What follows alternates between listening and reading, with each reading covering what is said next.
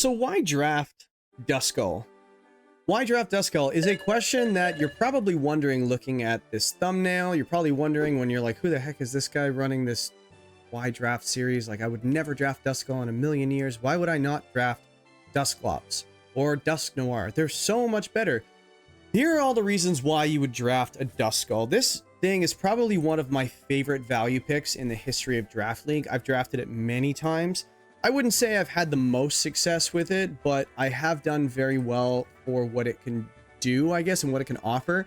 It's usually ranked very, very low, depending on if you have A, B, C, D, E, F, or tier 1, 2, 3, 4, 5, whatever it is. Usually Duskull is going to be in your lowest or second lowest tier. So just in case you're looking for a role that this Duskull, which I'll get into of what it can do, and the tools it can offer you and the role it can play on your team, it might just be exactly what you're looking for in your next draft. So let's dive into what this thing can do.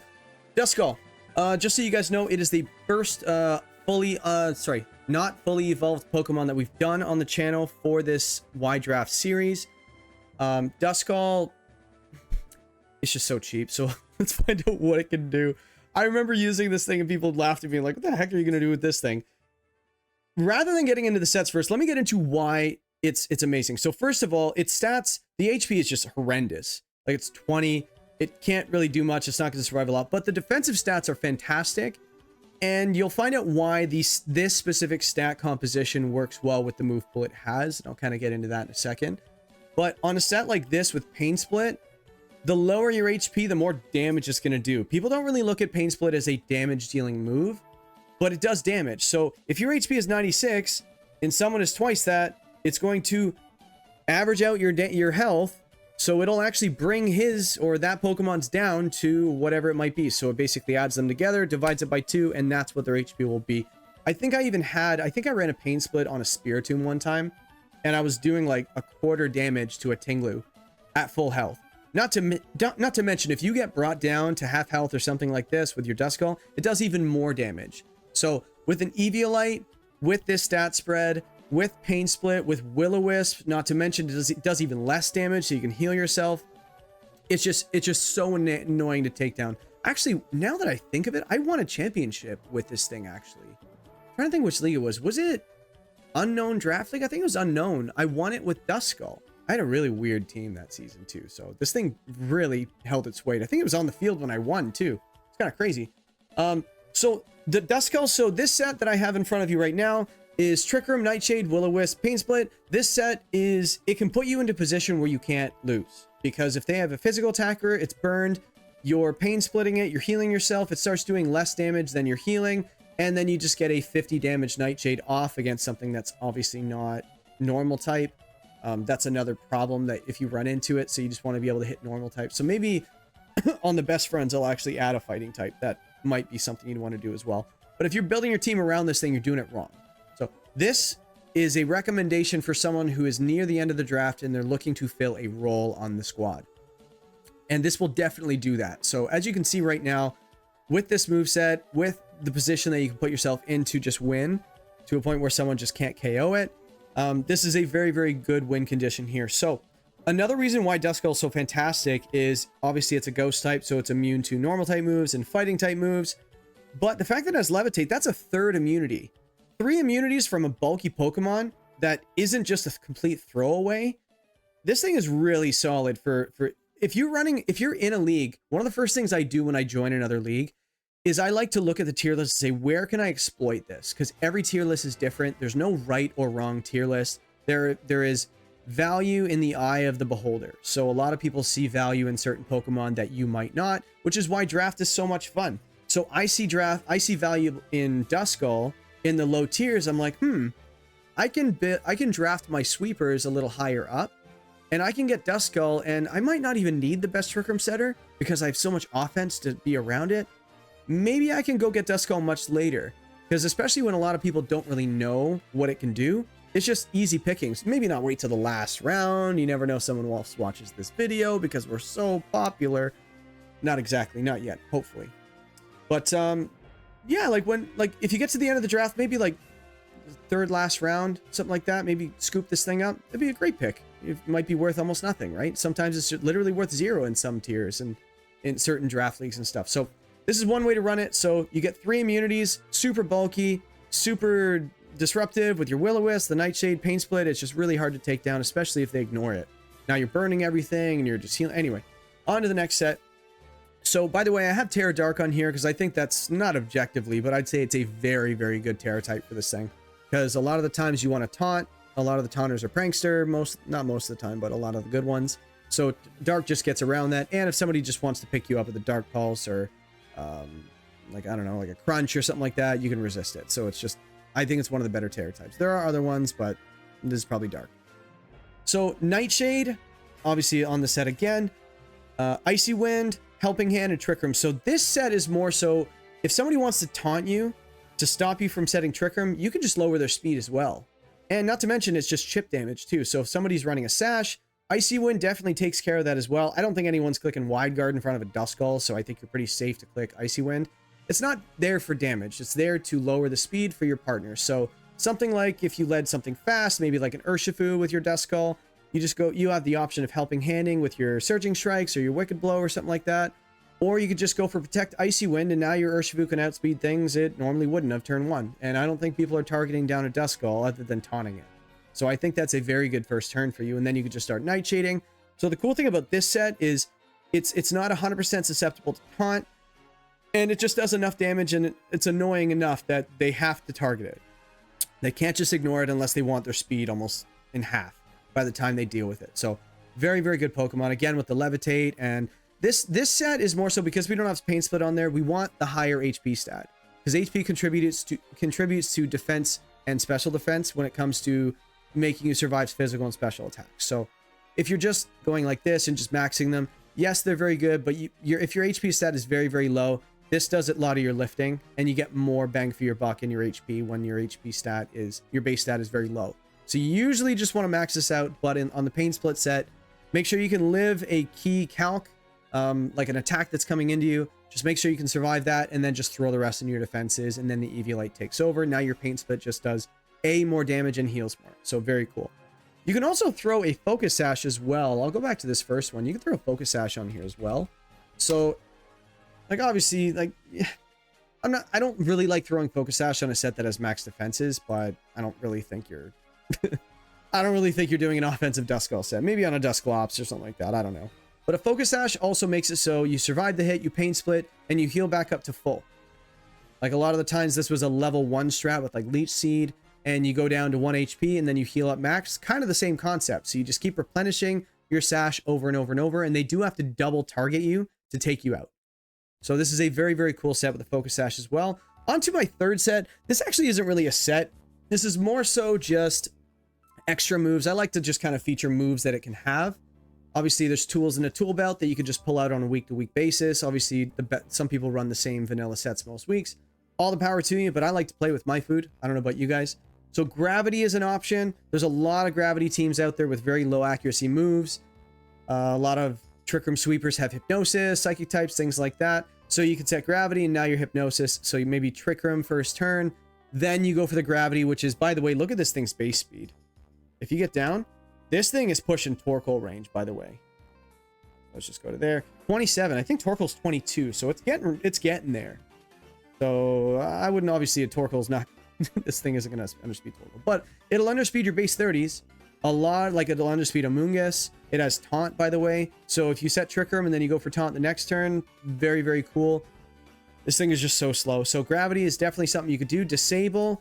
Obviously, once Trick Room goes up, if they use a move that you don't like, you just disable it. So now they can't actually deal damage to like the main, like Protect, obviously Trick Room. They go for the big damaging move into your partner, or even yourself for that matter, and you survive. You can just disable it so they can't do it again. So Disable is a very cool move. Taunt, same thing. We mentioned it for the Amoonguss and also maybe Imprison setters or something like that, but the Imprison is going to go off first. So that wouldn't be a scenario where you would use it. Speaking of Imprison, we also get Imprison. So just in case you want to imprison their Trick Room, it doesn't matter how slow you are, your Imprison goes before their Trick Room. So you can even use Duskull to stop other people's Trick Room from going up. And a lot of the time, people don't think you're going to do it. So especially if you lead it next to something that is kind of like, I don't know, drawing their attention away, thinking you're going to set it, but you're going to stop it. Very cool stuff. I always say that a Trick Room sweeper, some people ask me, they're like, oh, what speed do I need to be for it to be considered a sweeper? Like, what's the highest speed you would want? Like, is Primarina slow enough at base 60 speed? Is Ursaluna slow enough? Is in the end, if it's slower than them, it's a great Trick Room Sweeper. I've seen an Urshifu as a Trick Room Sweeper. It's a fast Pokemon, but it's slower than what else they're using. So keep that in mind when you're either setting Imprison or using Trick Room. So you can run the same things on the same set and just choose. You can stop it and then set it. Make up your mind. The next 4 we can run Shadow Sneak. I like running Shadow Sneak on this thing just for picking up Sashes. Or you can also activate a weakness policy, just to shout out to Gen 8. I know there's a lot of fun things that can do it. Like one of the things I wanted to put on here was like an Armarouge or a Ceruledge with weak armor. You get the double speed from the weak armor boost. And you also get the special attack and the physical attack boost from the weakness policy. So you could run that. Skitter Smack is just so you can lower the special attack, right? Special attack? Where is it?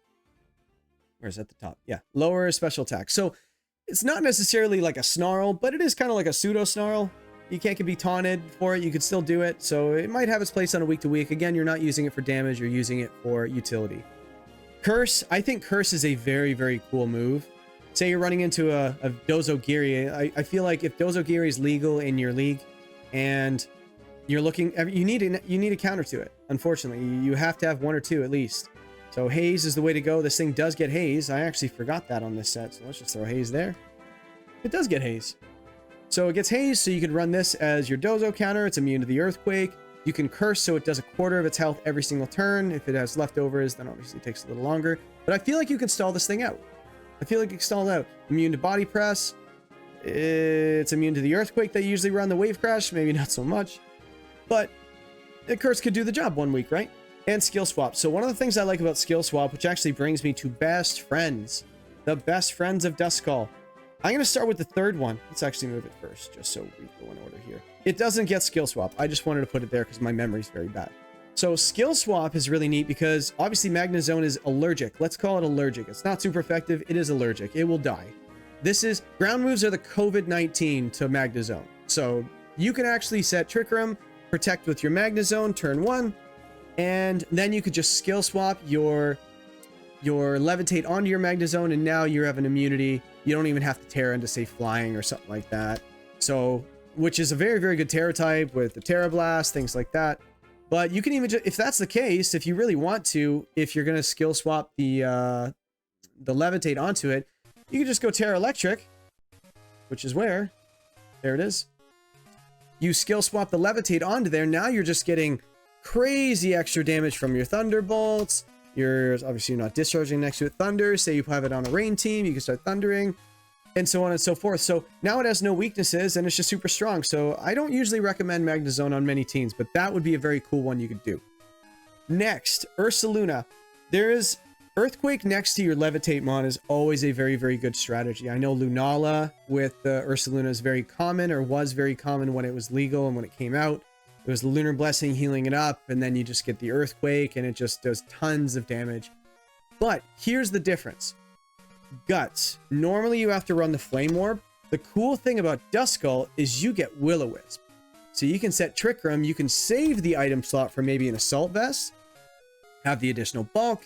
You can run maybe a more bulky set. Let's just go to 224. Max out your attack. Obviously, we're going to go min speed. We're going to go brave.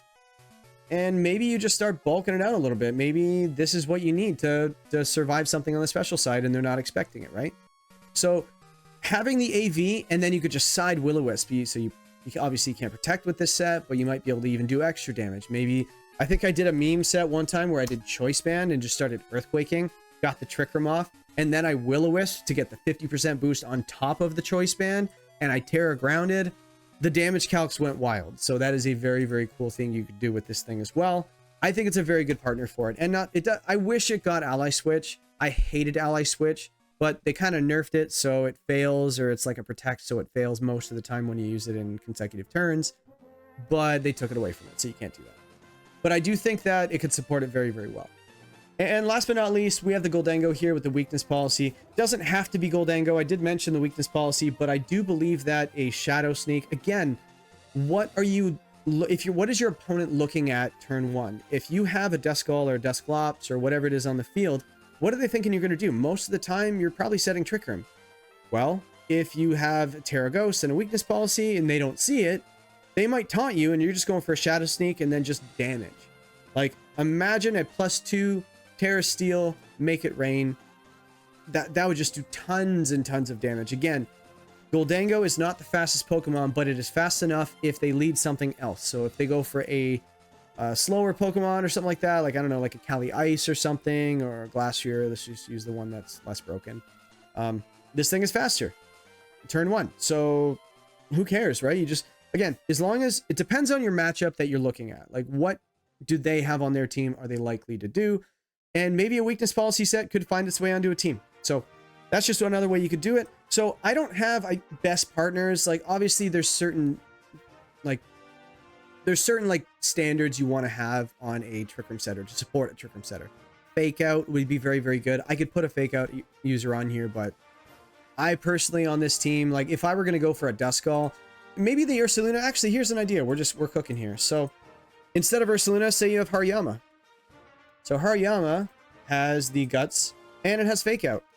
So now, again, we're just trying to blend together different roles on the same team. So you have your Trick Room Sweeper with your Headlong Rush, your Close Combat, and coverage move. Let's just say, I don't know, Detect, or we have Fire Punch or Thunder Punch or Ice Punch or whatever it might be.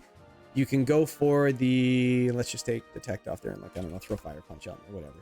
And then we have the Assault Vest. So you go for Fake Out, Trick Room, and then you can side Will-O-Wisp to activate your Guts, and now, again, best of both worlds as well. So however you want to get Trick Room up, I can always do some fundamental videos on, like, how to set up Trick Room, the best ways to do it. Some people are like, you have to Fake Out, you have to have Redirection, or whatever it might be. That's a little passive for me. I personally like leading some damage. That way they have to think. They have to think what they're going to do. So am I going to just stop Trick Room right now, or am I going to deal with the threat that's on the field right now?